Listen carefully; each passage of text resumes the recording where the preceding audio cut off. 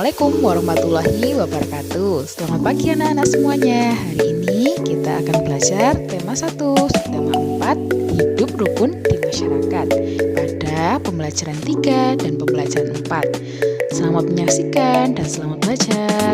Semangat kelas 2B. Pada pembelajaran hari ini kita akan awali dengan pembelajaran 3 dahulu. Nah, di dalam pembelajaran 3 kita awali dengan belajar mencerminkan sikap hidup rukun di masyarakat. Di sini Bu Aini mempunyai 2 gambar. Yang satu mencerminkan hidup tidak rukun di masyarakat dan yang satunya lagi hidup rukun di masyarakat. Nah, gambar yang pertama kita lihat baik-baik. Lingkungannya kotor. Warganya tidak peduli akan kebersihan lingkungannya. Yang kedua, mereka bergotong royong membersihkan lingkungan. Warga masyarakatnya peduli akan kesehatan dan kebersihan lingkungannya. Dari kedua gambar tersebut, manakah yang termasuk mencerminkan hidup rukun? Ya, betul. Yang mencerminkan sikap hidup rukun di masyarakat yaitu pada gambar nomor 2. Mereka bergotong royong membersihkan lingkungan sekitarnya. Gotong royong merupakan salah satu perilaku hidup rukun di masyarakat. Sekarang perhatikan gambar yang terletak di bagian kanan atas. Nah, kalian cermati itu. Pada gambar itu mencerminkan kerukunan antar warga yang bergotong royong dalam membersihkan lingkungan. Apa manfaatnya dalam bergotong royong? Manfaat dari bergotong royong yaitu pekerjaan menjadi ringan dan pekerjaan menjadi cepat terselesaikan. Selanjutnya kita akan belajar kembali tentang kalimat penolakan.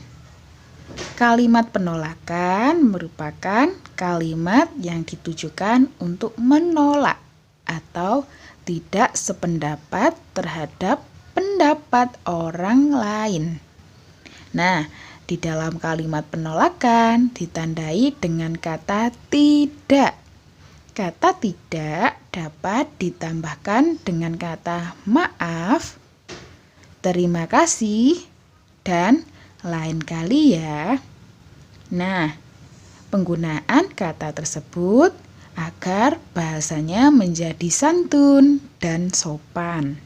Anak-anak, agar kalian lebih memahami apa itu kalimat penolakan, mari kita baca bersama-sama teks percakapan berikut ini. Siti, tolong bawakan kue ini untuk bapak-bapak ya. Baik, Bu. Kuenya silakan, Pak. Tidak, terima kasih, Nak. Bapak masih kenyang. Nanti Bapak ambil sendiri. Silakan air minumnya, Pak. Terima kasih, Siti. Kebetulan Bapak sudah haus. Berdasarkan teks percakapan yang telah kita baca, yang menunjukkan kalimat penolakan yaitu tidak, terima kasih Nak, Bapak masih kenyang. Nanti Bapak ambil sendiri. Contoh lain dari kalimat penolakan yaitu 1. Mohon maaf Anita, kemarin aku tidak bisa kerja kelompok karena sakit gigi. Yang kedua, maaf, saya kurang setuju dengan pendapatmu Edo. Yang ketiga, maaf, aku tidak bisa membantumu menyiram tanaman kakak. Selanjutnya, kita akan belajar penjumlahan dan pengurangan. Ayo kita simak soal cerita berikut ini. Ibu-ibu warga damai menyiapkan banyak makanan untuk kegiatan gotong royong membersihkan lingkungan. Ada 95 kue bolu dan 120 kue lemper. Kue itu disajikan dan kemudian dimakan sejumlah 158 buah. Pertanyaannya, berapakah sisa kue sekarang? Cara pengerjaannya dengan melakukan penjumlahan dan pengurangan, yaitu 95 ditambah 120 dikurangi 158. 95 ditambah 120 merupakan jumlah kue seluruhnya. Kemudian simbol kurang 158 merupakan jumlah kue yang dimakan. Mari kita jumlah terlebih dahulu. 95 ditambah 120. Gunakan dengan cara bersusun pendek. 5 ditambah 0 hasilnya 5. 9 ditambah 2 hasilnya 11. Kita tulis satuannya yang sejajar dengan hasil dari satuan tadi. Kemudian 1 puluhannya kita letakkan di atas ratusan. 1 ditambah 1 hasilnya 2. Hasil dari 95 ditambah 120 adalah 215. Jumlah dari seluruh kue dikurangi jumlah kue yang dimakan. Berarti 215 dikurangi 158. Cara pengerjaannya dengan pengurangan bersusun.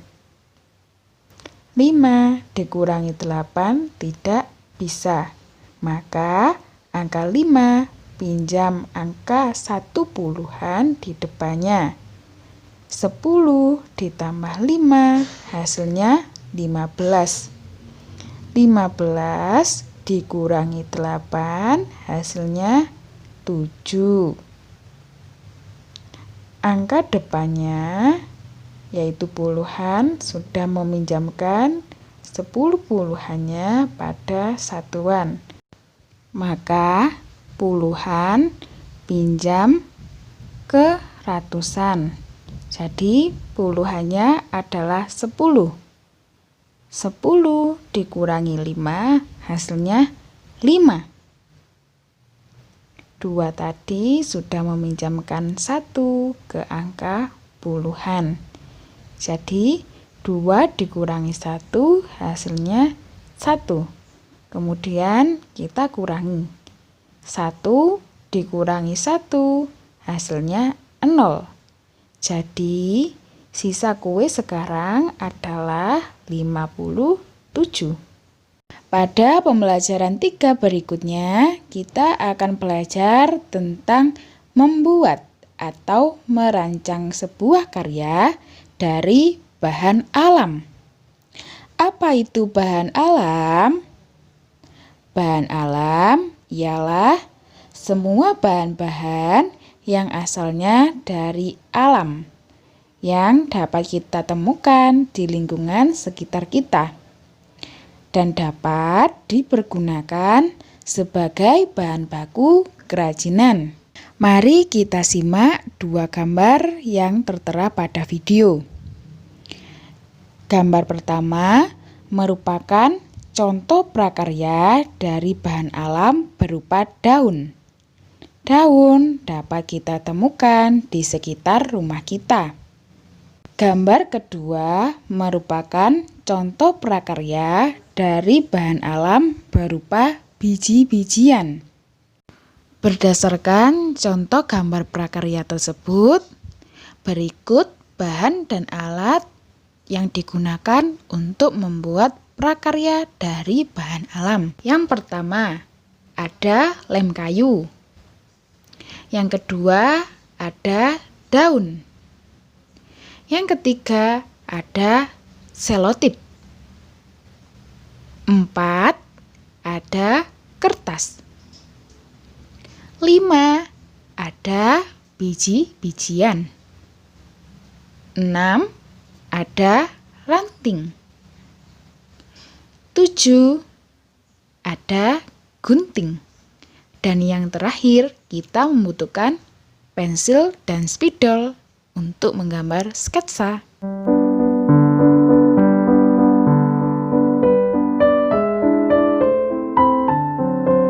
Pada pembelajaran 4 hari ini, kita akan belajar tentang ungkapan penolakan. Mari kita simak percakapan antara Rehan dan Ayu. Ayu menyapu dedaunan di halaman rumah. Ayu pun meminta bantuan kepada Rehan. Namun, Rehan menolak permintaan Ayu. Kita simak dialognya. Rehan, bisakah kamu membantuku menyapu halaman?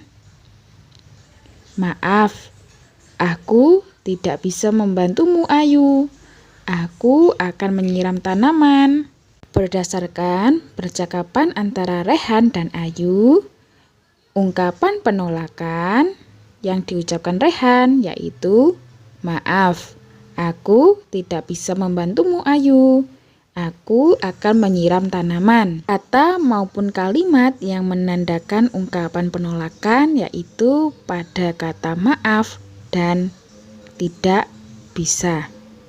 Anak-anak, pada pembelajaran 3 tadi kita sudah mengetahui beberapa gambar, contoh hasil karya kolase, dan beberapa gambar alat dan bahan yang digunakan untuk pembuatan prakarya dari bahan alam. Yuk anak-anak, mari kita simak langkah-langkah dalam membuat prakarya dari bahan alam berupa daun. Yang pertama, kita menyiapkan alat dan bahannya berupa lem kayu, pensil atau spidol, gunting, selotip, kertas, dan jangan lupa daun. Yang kedua adalah menyiapkan rancangan atau sketsa prakarya. Rancangan prakarya dapat kalian gambar menggunakan pensil atau spidol. Kalian bisa menggambar apapun yang kalian inginkan. Misalnya gambar hewan, tumbuhan, baik bunga atau pohon. Yang ketiga, kalian potong daun yang telah kalian siapkan sesuai pola rancangan yang telah kalian gambar, misalnya hewan landak. Yang keempat adalah menempel dan menyusun daun yang telah kalian gambar sesuai pola. Daun tersebut disusun satu persatu di atas kertas yang telah kalian buat pola sketsanya atau rancangan gambar. Dan yang terakhir adalah hasil karya yang telah jadi. Hasil karya tersebut merupakan hasil karya dari bahan alam berupa daun. Berikutnya kita akan belajar penjumlahan dan pengurangan. Di sini, Bu Aini mempunyai sebuah soal cerita. Simak baik-baik ya. Warga desa bergotong royong hingga siang hari. Ibu-ibu menyediakan 90 kue pada nampan besar. Ibu-ibu juga menyediakan 65 kue pada nampan kecil.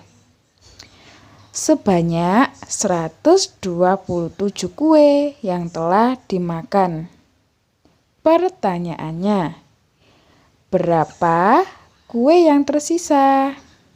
Berdasarkan soal cerita tadi, penyelesaiannya yaitu sisa kue dapat dihitung sebagai berikut. 90 ditambah 65 dikurangi 127.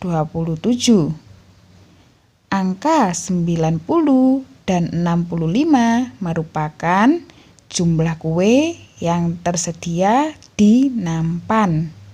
Kemudian bilangan 127 merupakan jumlah makanan atau kue yang telah dimakan.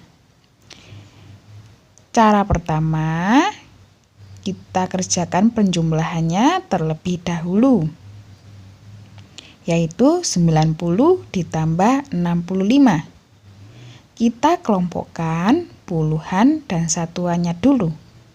Puluhan dari 90 adalah 90. Satuannya adalah 0.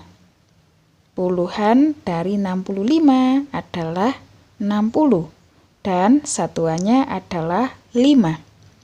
Cara penulisannya 90 sama dengan 90 ditambah 0.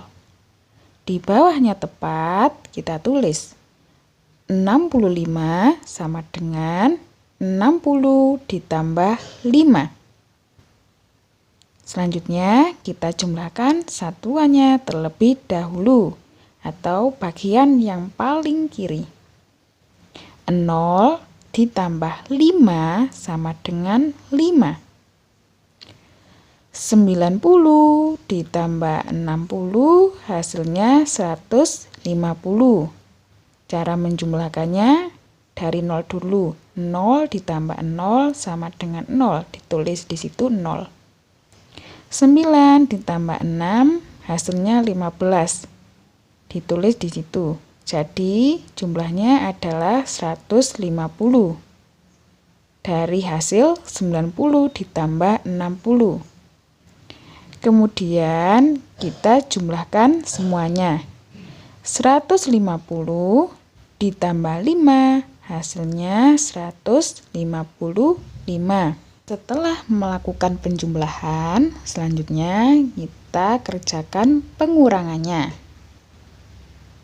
Pengurangannya kita ambil dari jumlah 90 ditambah 65, yaitu 155.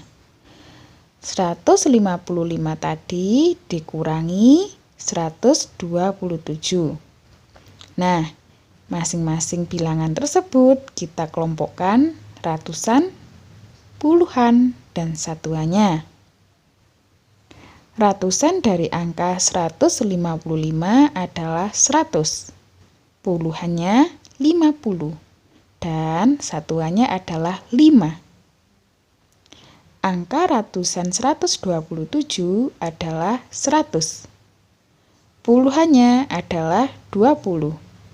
Dan satuannya adalah 7.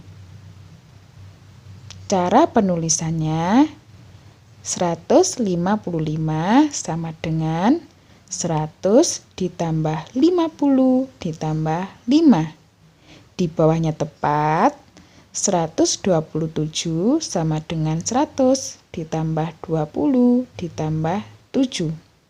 Kemudian kalian kurangi. 5 dikurangi 7 tidak bisa. Harus meminjam puluhan di depannya. Kemudian kita pinjam 10 pada puluhan di depannya. Jadi 10 ditambah 5 hasilnya 15.